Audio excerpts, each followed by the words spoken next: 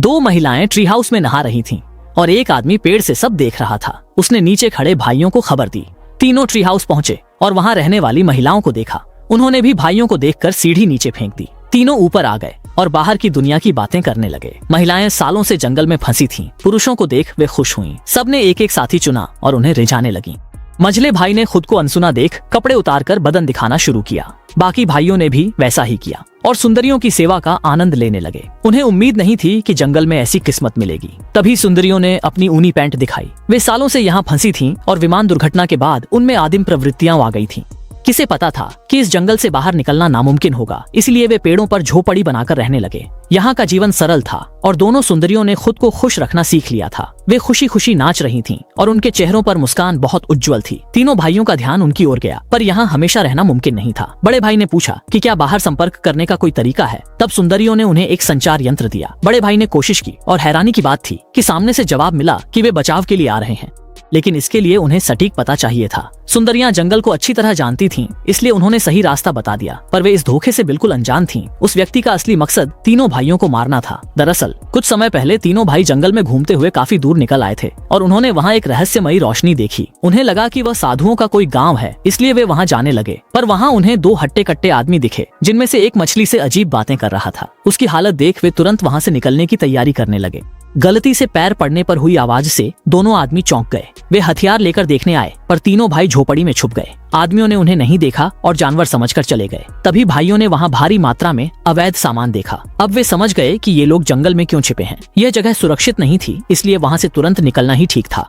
निकलते समय उन्होंने देखा कि बाहर दो खूंखार कुत्ते खड़े हैं। बड़े भाई ने चाहा कुत्ते न भौंकें, पर वे नहीं माने। आवाज सुनकर दोनों आदमी दौड़ आए और गोली चलाने लगे। झोपड़ी कमजोर थी, वे दीवार तोड़कर भागे। पीछे कुत्ते और आदमी लगे थे। भागते हुए वे जाल में फंसे और बगीचे के फ्लेयर्स जल गए। मजबूरी में वे वहां छुपे, पर फ्लेयर्स गिरने से दवाइयों में आग लग गई।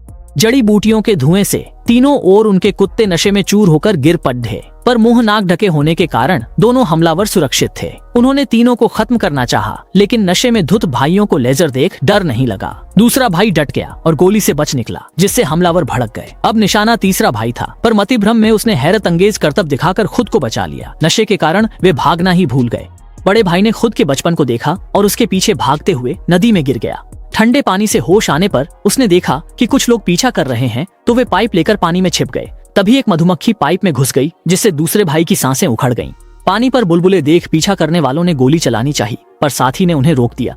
नीचे मेंढक थे, पर उन लोगों की नासमझी से तीनों भाई बच गए। हालांकि दवा की बगिया जल गई और वे लोग अब गुस्से में थे। उन्हें पता नहीं था कि भाइयों को कहाँ ढूंढे, पर तीनों ने खुद ही वॉकी टॉकी पर अपनी लोकेशन बता दी।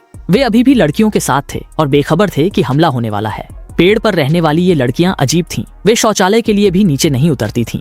वे सीधे ऊपर चढ़कर काम निपटाती और उसे कागज के थैले में डाल देती थीं। पहुंचने के लिए वे खुशबूदार पाइन कोन इस्तेमाल करती थीं। तभी मोटरसाइकिल की आवाज आई। उन्हें लगा बचाव दल है, पर वहाँ दो डरावने लोग थे। उन लोगों ने पेड़ काटने के लिए चेनसॉ चालू कर दी। लड़कियां घबरा गईं। अपना घर बचाने के लिए तीनों भाइयों ने उनकी आत्मा पर हमला करने का फैसला किया। भाइयों ने पाइन कोन के थैले नीचे फेंके, जिसकी गंध से लोग बेहोश हो गए। फिर वे जिपलाइन से ट्री हाउस से निकले और एक मोटरसाइकिल चुरा ली। पीछा करते हुए दोनों टीमें अनजान इलाके की खाई में गिर गईं। नीचे पानी होने से वे बच तो गए, लेकिन बिना कपड़ों के बर्फीली बारिश में वे ठंड से कांपने लगे।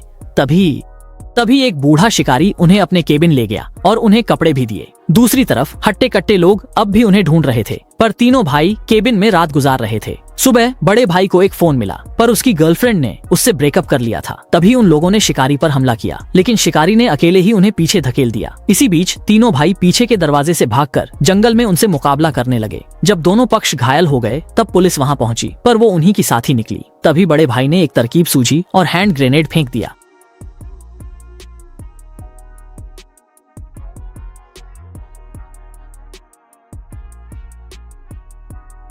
ग्रेनेड उन्हें नहीं लगा। उन्हें लगा वे नहीं बचेंगे, पर एक पेड़ धमाके से टूटकर उन्हें रेत पर गिरा देगा। आखिरकार गुंडे और पुलिस पकड़े गए। तीनों शिकारी के साथ शहर लौटकर नई जिंदगी शुरू करने लगे।